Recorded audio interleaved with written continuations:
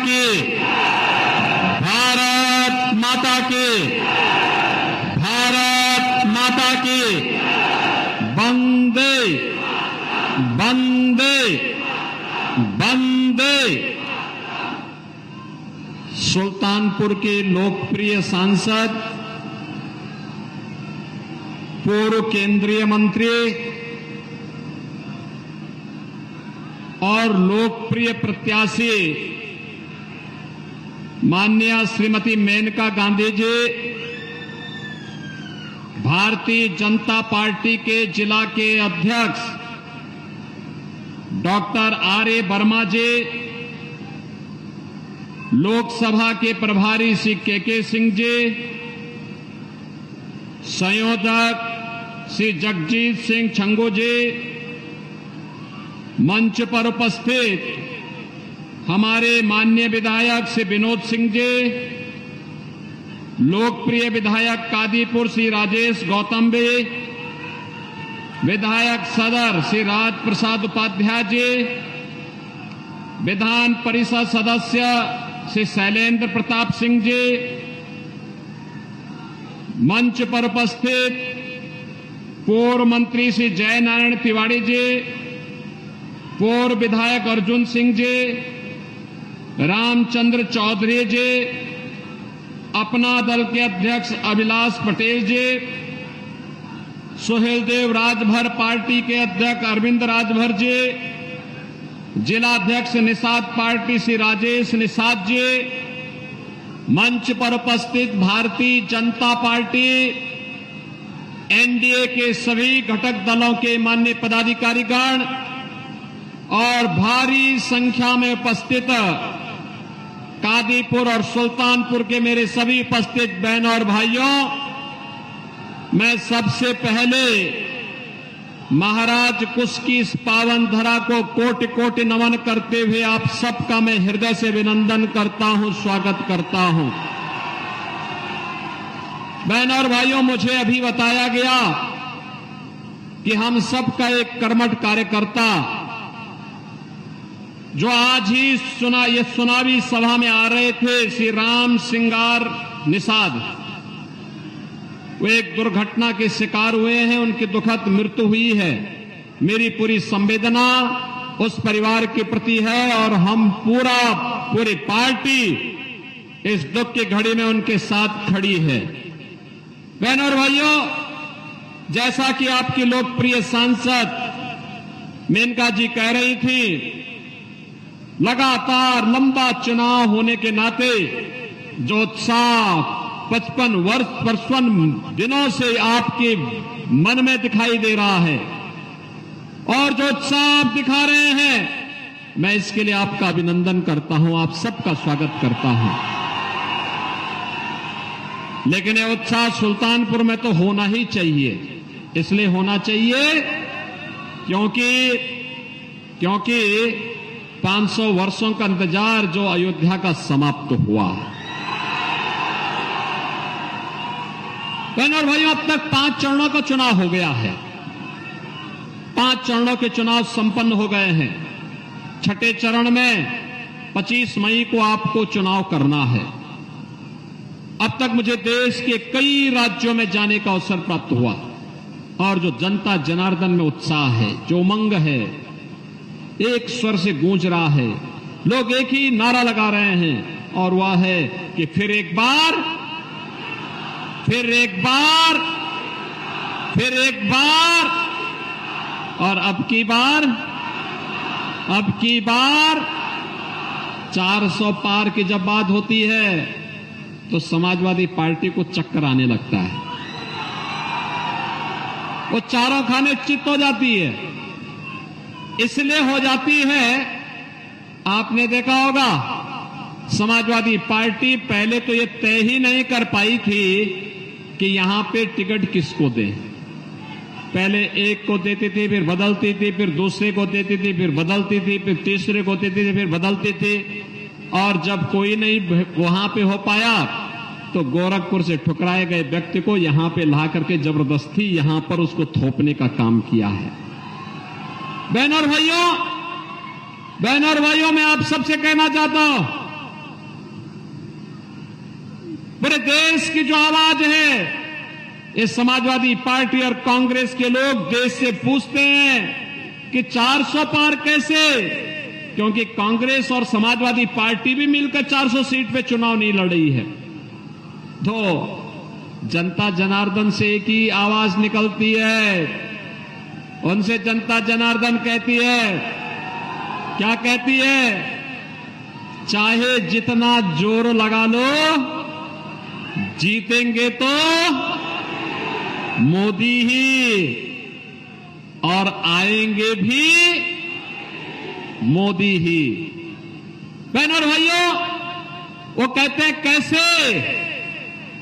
तो फिर पूरे देश से आवाज आती है जो राम को लाए हैं, जो राम को लाए हैं। और पूरे चुनाव को अगर आप देखेंगे तो राम भक्तों और राम द्रोहियों के बीच में पूरा चुनाव जाकर के समट गया है। बहनों और भाइयों, राम भक्त आत्मनिर्भर और विकसित भारत के लिए गांव, गरीब, किसान, नौजवान, महिलाओं, इन सब के उत्थान के लिए, देश की सुरक्षा के लिए, सम्मान के लिए कार्य कर रहे हैं। तो रामद्रोही षड्यंत्रों में लगे हैं, षड्यंत्रों में लगे हैं। लगातार कोई ना कोई षड्यंत्र करना, कोई ना कोई देश के खिलाफ षड्यंत्र करना, समाज के लिए खिलाफ षड्यंत्र करना। पहले देश को बांटा, फिर क्षेत्र और भाषा के आधार पर बांटा, और अब जातियों को लड़ाने का काम भी कर रहे हैं। ये लड़ाएंगे, अपमानित करवाने का काम करेंगे। लेकिन बहनों और भाइयों, हमें तो विकसित भारत के लिए एकजुट होकर के कमल खिलाने का काम करना है। और इसी उद्देश्य से आज मैं आपके बीच में यहां पर आया हूं। पूरे देश की जो आवाज है, उस आवाज के साथ हम सबको जुड़ना है। हमारी पीढ़ी सौभाग्यशाली है, हमने मोदी जी के नेतृत्व में बदलते हुए भारत को देखा है। एक भारत श्रेष्ठ भारत, एक ऐसा भारत आज दुनिया में जिसका सम्मान है, एक ऐसा भारत जिसकी सीमाएं सुरक्षित हैं, एक ऐसा भारत जो आतंकवाद और नक्सलवाद पर जीरो टॉलरेंस की नीति के तहत काम करता है। अब वह समय नहीं, याद करिए, कांग्रेस के समय में सीमा से आतंकवादी घुसते थे, सरकार मौन रहती थी। जगह जगह विस्फोट होते थे, सरकार मौन रहती थी। अयोध्या में हमारे रामलला के पावन जन्मभूमि पर हमला होता है, सरकार तब भी मौन रहती थी। काशी में संकट मोचन मंदिर पर हमला होता है, तो तब भी सरकार मौन रहती थी। बहनों और भाइयों, आज आप देखते होंगे मोदी जी के नेतृत्व में आतंकवाद और नक्सलवाद देश के अंदर समाप्त हुआ, लेकिन साथ साथ अब तो पटाखा भी जोर से फट जाए तो पाकिस्तान पहले सफाई देता, कहता साहब मेरा हाथ नहीं है, उसे मालूम है नया भारत है, नया भारत छेड़ता नहीं है, लेकिन कोई छेड़ता है तो उसको छोड़ता भी, रसातल से भी ढूंढ निकालेगा और फिर राम नाम सत्य है की यात्रा भी निकाल देगा। आज तो आप विकास कार्य देख रहे होंगे, अच्छा सांसद चुना जाता है तो हाईवे दे देता है। सुल्तानपुर की कनेक्टिविटी तो इधर अयोध्या के लिए, इधर प्रयागराज के लिए, इधर लखनऊ के लिए 4 लेन की कनेक्टिविटी से जुड़ गया है। बहनों और भाइयों, ट्रेन की बेहतरीन सुविधा, वंदे भारत, अमृत भारत, नमो भारत जैसी अत्याधुनिक ट्रेन, और अब तो 1 डिस्ट्रिक्ट 1 मेडिकल कॉलेज। आपने मेनका जी के लिए ताली नहीं बजाई मेडिकल कॉलेज लाने के लिए। कोई सोचता था इस सुल्तानपुर में मेडिकल कॉलेज बनेगा, वो बन गया ना। बहनों और भाइयों, हर जिले में एक एक मेडिकल कॉलेज, आईआईटी बन रहे हैं, आईएम बन रहे हैं, एम्स बन रहे हैं। रायबरेली में एम्स बन गया। और यही नहीं, अब तो हर घर नल योजना भी है और नल में जल भी है ना। आप सोचो, ये समाजवादी पार्टी की सरकार के समय गरीब भूख से मरता था, किसान आत्महत्या करता था, नौजवान प्लान करता था, बेटी और व्यापारी सुरक्षित नहीं थी। आज 80 करोड़ लोग देश में फ्री में राशन की सुविधा प्राप्त कर रहे हैं। 60 करोड़ लोगों को 5 लाख रुपए प्रतिवर्ष आयुष्मान भारत की सुविधा, फ्री में उपचार की सुविधा प्राप्त हो रही है। मोदी जी ने कहा है 4 जून के बाद जब फिर एक बार मोदी सरकार बनेगी तो 70 वर्ष से ऊपर के हर एक बुजुर्ग को 5 लाख रुपए की फ्री में स्वास्थ्य बीमा उपलब्ध करवाएंगे। 12 करोड़ किसानों को किसान सम्मान निधि, 1 करोड़ दिव्यांगजन, निराश्रित महिलाएं और बुजुर्गों को हम लोग प्रदेश में 1,000 रुपए यानी 12,000 रुपए सालाना पेंशन की सुविधा उपलब्ध करवा रहे हैं।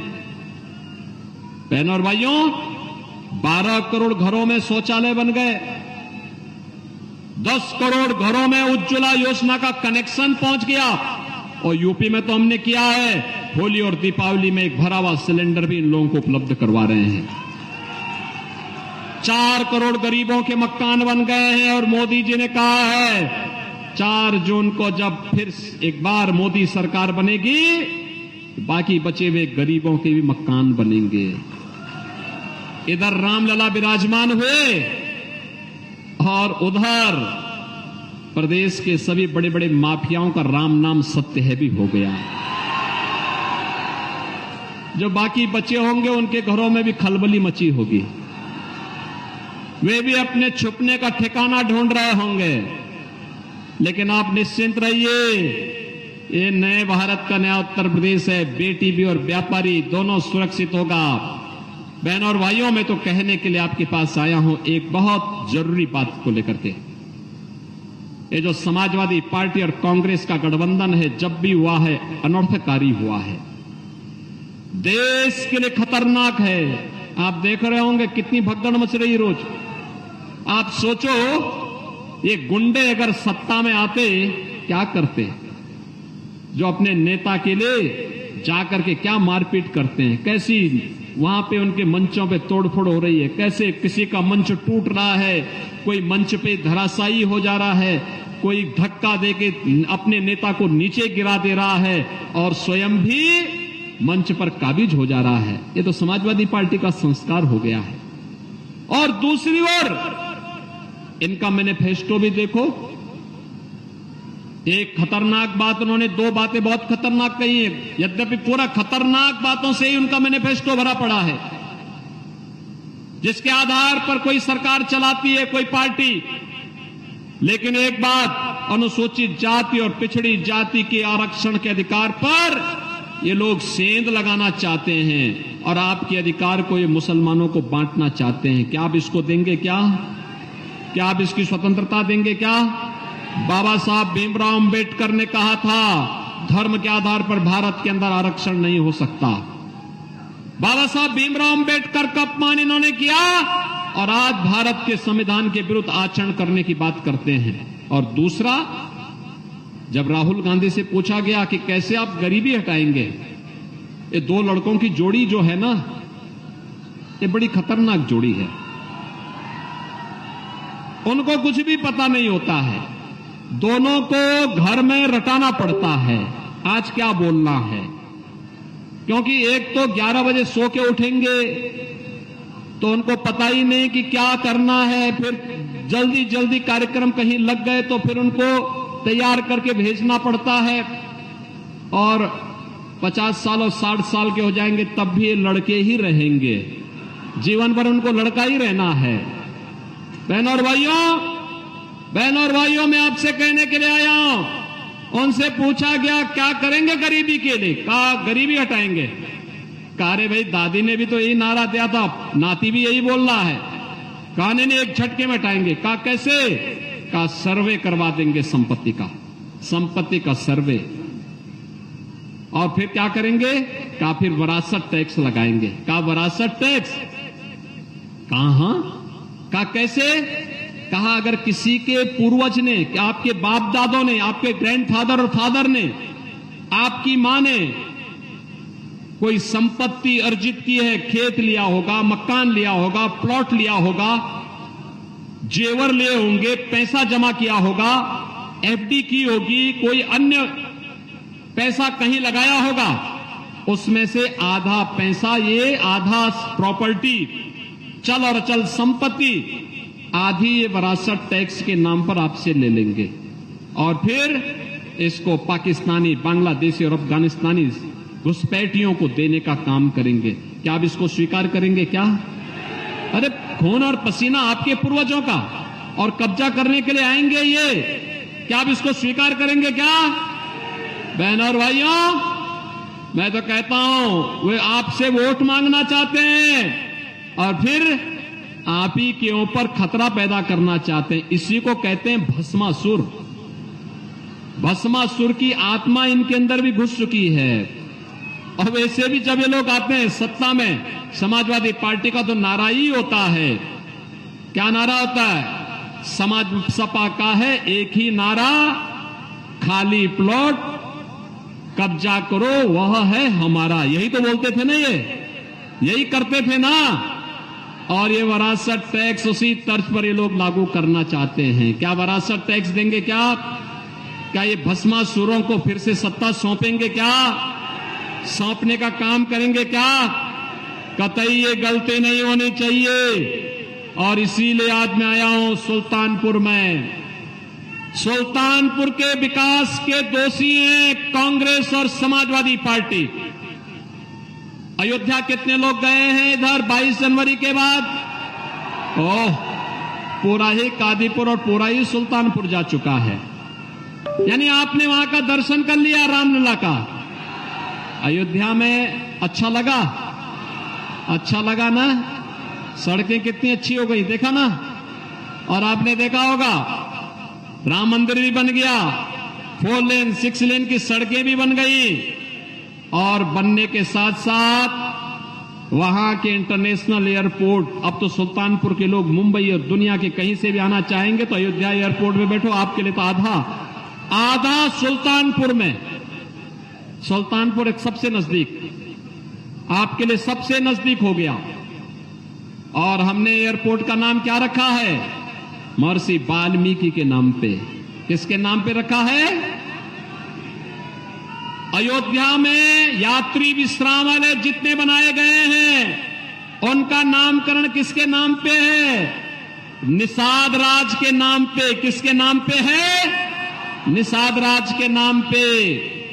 और वहां श्रद्धालुओं के लिए जो भोजन मिलता है, उस भोजनालय का नामकरण किसके नाम पर है?